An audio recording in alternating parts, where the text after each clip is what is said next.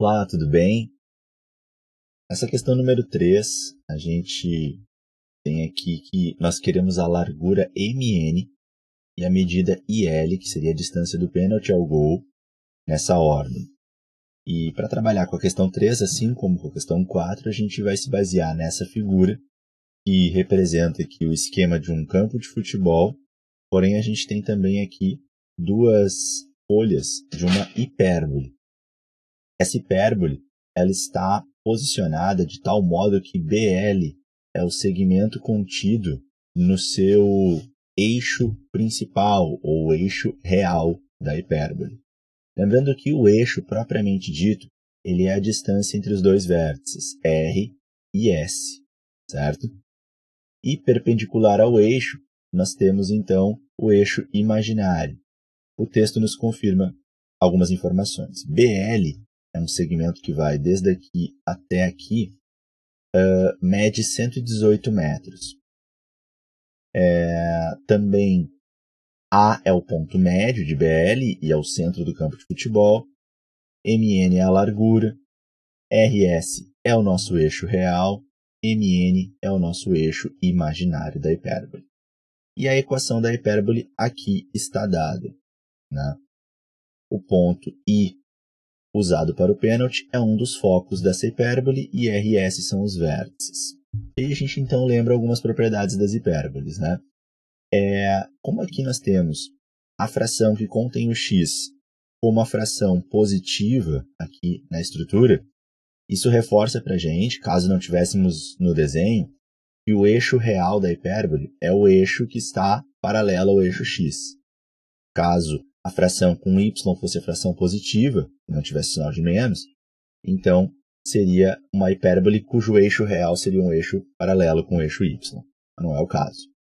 Além disso, pensando na estrutura, uma estrutura tradicional de uma hipérbole, então, que tenha, né, um eixo real horizontal, ela vai apresentar, então, a letra a ao quadrado, embaixo do x, nesse caso, e a letra b ao quadrado embaixo do y. Essas letras A e B não são obrigatórias, mas elas facilitam a nossa comunicação. Para que eu estou chamando esse debate mais genérico aqui? Porque nós temos nos estudos da hipérbole que o comprimento do eixo real da hipérbole é sempre igual a 2 vezes a medida A, assim como o comprimento do eixo imaginário da hipérbole ele é sempre igual a 2 vezes o valor de B, esse B minúsculo. Observando que aqui embaixo do x, então, nós teremos a ao quadrado, já que a hipérbole é uma hipérbole com um eixo horizontal, e aqui nós estamos vendo um 1.600, basta pensar qual é o número que é o quadrado da 1.600, ou tirar uma raiz quadrada. Então a gente identifica que se aqui a gente tem um 1.600, então quer dizer que o nosso A ele vale 40. Da mesma forma, se aqui temos um 900, né, na fração negativa, na fração que não contém, né, o eixo real, essa fração contém a componente do eixo imaginário, a componente B. Como eu já estou vendo um 900 aqui, é só pensar que 30 ao quadrado dá 900 e, portanto, B vale 30, certo? Muito bem, sendo assim, a gente consegue então dizer que o comprimento do eixo real é 2 vezes A, ou seja, 2 vezes 40, 80, e o comprimento do eixo imaginário é 2 vezes B, ou seja, 2 vezes 30, 60. Aliás, essa já é uma das respostas que nós precisávamos, né? Afinal, a questão nos pede MN e IL. E MN, então, está descrito aqui nessa tradução que MN é o eixo imaginário da hipérbole. Então, parte da resposta está pronta. A gente pode, inclusive, eliminar essas alternativas que não trazem aqui os 60 como a nossa primeira resposta. Agora vamos atrás da medida IL, distância do pênalti ao gol. E aí nós temos que I é dado na descrição da figura como sendo o pênalti. Tá? Então, IL está aqui. No entanto, a gente tem que a componente A ela está posicionada aqui. Ó. E a componente II. E a gente tem também que BL mede 118. Se BL mede 118, observa que de A até L, a gente vai ter apenas metade disso.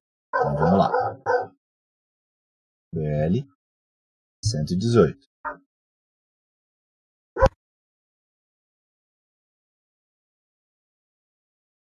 a L vai ser metade disso, então vai ser 59.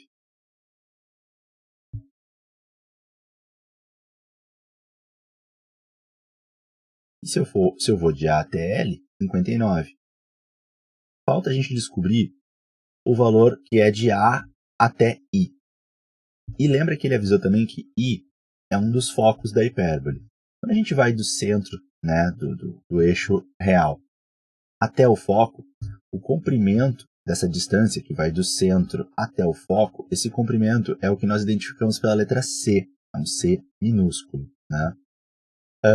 E para a gente determinar esse C, uma forma de fazer isso é por Pitágoras, porque esse C, quando a gente estuda a hipérbole, esse C, deixa eu posicionar ele de repente... não, acho que tudo bem, vamos deixar como estava.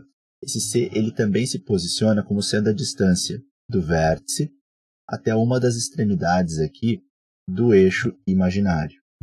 E sendo assim, a gente tem então um triângulo retângulo formado por A, sendo um cateto, B, sendo outro cateto, e C, sendo a hipotenusa. Então, eu estou falando de um triângulo retângulo em que A, B e C se posicionam assim. Tá? No nosso exercício, o nosso A ele vale 40 e o nosso B vale 30.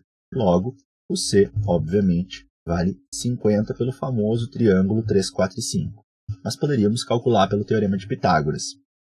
Finalmente, se o comprimento de A até o foco, né, do centro até o foco, que é o C, ele mede 50, e de A até L, nós já tínhamos identificado que mede 59, é só fazer a subtração para identificar que esse pedacinho que vai do I até L, então tem que medir 9 metros. E assim a gente finaliza a nossa questão, identificando as duas medidas, 60 metros e 9 metros. Letra A, nossa resposta, portanto. Espero que eu tenha te ajudado. Até a próxima. Tchau, tchau.